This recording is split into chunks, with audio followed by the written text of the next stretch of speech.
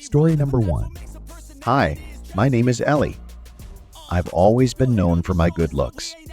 I am tall, red-haired, with long legs, and an athletic figure. At 29, I found myself without a husband or children. I decided to buy an apartment and live alone, and it wouldn't have been so bad if it weren't for my neighbor living on the other side of the wall. First of all, he is incredibly handsome and charming. It's just a shame he's married and has kids. My attention was immediately drawn to the motorcycle parked in his driveway. It's a cool, not overly sporty, but pretty big and shiny motorcycle. Looks like all the interesting men are already taken, I thought to myself. He looked so adorable when he came home and took off his helmet, just like in the movies. We often ran into each other in the yard, and although nothing ever happened between us, I couldn't help but eavesdrop on their lively conversation through the wall. He and his wife seemed to be sending the kids to their grandmother's and partying in bed all night. He was handsome and passionate, a real dream. I even found myself listening and envious. I caught myself daydreaming about having a man like him at my place. I didn't care if he was busy or free. It's easy to find a partner, but he was the one I needed. Especially since I wasn't even looking for a relationship. I just wanted intimacy, no relationship, and he's married, so there's almost no chance of meeting him. I started looking for opportunities to meet him. He regularly went out to smoke on the playground, and I thought I could smell him through the door. One day, I purposely went out for a smoke and waited for him. He wasn't expecting to see me and looked a little flustered. He was shirtless, wearing gym shorts, and just the thought of him drove me crazy. "I didn't know you smoked," he said, and sometimes I really wanted to. I answered him with a smile. I was wearing a short silk robe, and it was quite definitely intentional. I wanted to show off my beautiful legs. And it was not in vain. His eyes wandered over me. It was a brief encounter, but when I got home, I realized that I had intrigued him. The goal of captivating this handsome man was firmly planted in my mind. A few days later, we exchanged phone numbers under the pretext of helping a lonely girl with her repairs. Now I was looking forward to the weekend. I paced around the apartment, anticipating his arrival for a smoke. And just as I had hoped, he came out. "Hi," he greeted, taking a cigarette from the pack. I was still wearing the same amazing robe. I could feel his gaze on my skin, even though he was trying to hide it. I felt a rush of embarrassment. We talked for a while, and it turned out that he had been drinking. To my surprise, his wife was out of town for a week. This news made me feel a little dizzy. I said goodbye to him and went back to my apartment, scolding myself for not being bold.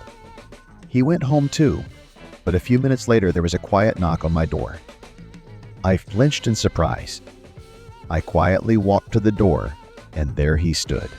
I froze, gathering my thoughts before opening the door. We stared into each other's eyes in silence for a few moments. Suddenly, he grabbed my head and kissed me passionately. At that moment, things started to unfold rapidly. It was the beginning of a great whirlwind of events. When he eventually left, I realized that he and I had a whole week of bedroom adventures ahead of us. I had been looking forward to this moment for so long. However, now I want more than just a week with him in bed. I want him to be mine forever. To accomplish this, I intend to use all my knowledge and efforts in this endeavor. Even the fact that he's married won't stop me. He'll be mine, even if I'm considered a bad person, but I can't be without him. I want to go away with him on his motorcycle somewhere, where we won't be interfered with living together. Story number 2. My name is Allison, and I want to share my life story with you. My husband, Donald, and I recently moved into a new apartment. Because of his demanding job, Donald is often away on business trips. This morning, I woke up feeling rested after a sound night's sleep. I made myself a cup of coffee in the kitchen and went out to the balcony.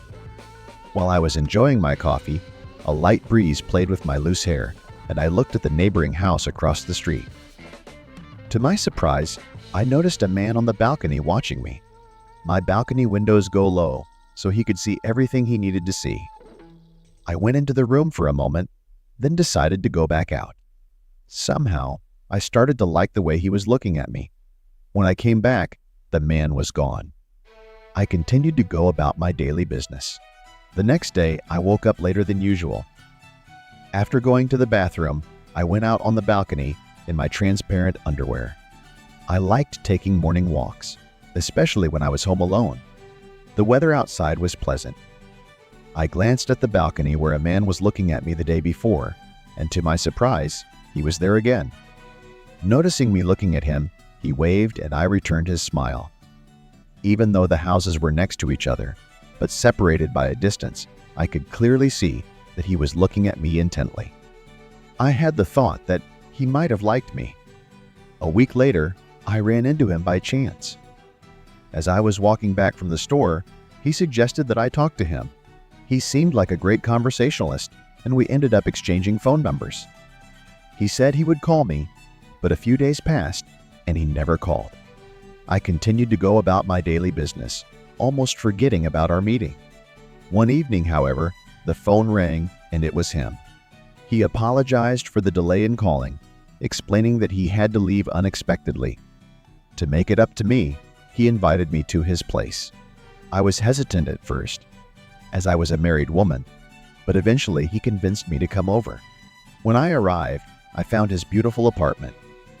He invited me to sit at the table. There was fruit and a bottle of wine on the table. When we sat down, he went to the window, pulled the curtains, and lit candles, creating a beautiful atmosphere. He raised his glass in a toast to a beautiful woman, which made me smile, and we drank. About an hour passed, and the bottle of wine was making itself felt. He moved closer, and I felt his hot breath. I tried to move away, but he put his hand on my neck and pulled me closer to him. I tried to take his hand away, but he pressed me even tighter to him. He picked me up and pushed me on the couch. At first I was scared, but then I liked it all, and that's where our love story happened. After that, he kicked me out of the apartment, said I was just another bad girl on his list, said he got what he wanted, and now he didn't need me. I'm so sorry about what happened. What am I gonna do? I didn't want to cheat on my husband, but I couldn't resist his strong hands. Story number 3. Sarah had been staying with her relatives by the ocean in Hawaii for several months. The cozy house was right on the bay, where yachts and fishing boats passed by daily. Her relatives asked her to look after the house while they settled their affairs overseas, promising to return for the summer vacation season. Unfortunately, Sarah couldn't take her husband and child with her, as the child had school, and her husband's job wouldn't allow him to leave with her. They would only come for the holidays. To keep herself busy, Sarah took a job as a salesperson in a store selling exclusive goods. When her husband and child were away most of the time, she missed them very much and longed for the moments they spent together. In addition, she was anxious, afraid of cheating on her husband. And now it was a day off on the calendar, April 4, and her husband had promised to come on the 5th. Sarah was looking forward to her husband's arrival and decided to refresh herself by taking a shower. The cool water helped her unwind a little from her bad thoughts. After eating breakfast and getting ready, Sarah sank back into her negative thoughts. Suddenly, her husband decided to surprise her and arrived a day early. Sneaking into the house, he accidentally startled her. Sarah was frightened and said unnecessary things, which led to a stormy quarrel between them. The whole weekend was ruined, with nothing but arguments, while all she wanted was love and affection. Unfortunately, her husband left without resolving their problems. Distraught, Sarah went for a walk on the beach, pondering the complexities of her relationship with her husband. She longed for the passion that had once been between them. Feeling lost, Sarah made the decision to seek medical advice. She found a young doctor named Michael, who was sympathetic to her situation. Michael had a spacious office, and Sarah sat down on a comfortable couch next to his desk. He turned on his laptop and showed Sarah various pictures on the screen. After taking note of all her answers, the doctor concluded that it was quite complicated and it would take several sessions to help her sort out her thoughts. He carefully recorded all of her information and, after learning that Sarah lived alone, offered to hold the sessions at her home, thinking it would be more helpful. And so the day of the session arrived. Sarah was very nervous as she waited for the doctor to arrive. Fortunately, he showed up right on time. Sarah sat on the couch and Michael sat in the chair, making notes in a notebook. After an hour, the session came to an end, but Sarah didn't want the young doctor to leave. She felt lonely and wanted someone to talk to as well as a drink. Surprisingly, the doctor agreed to extend the therapy session for special clients like Sarah. They ended up sharing a bottle of wine, had a deep conversation, and when Michael put his arm around her waist and kissed her, Sarah didn't resist. Instead, she suggested they find a more private place. The therapy session continued into the night. Sarah expressed gratitude to the young and talented doctor for helping her. Dr. Michael noted that because of the complexity of Sarah's case, therapy would continue, and he would return to see her every other day to give her time to recover. This regimen continued for another 4 months until Sarah's family came to visit and she returned home to her husband.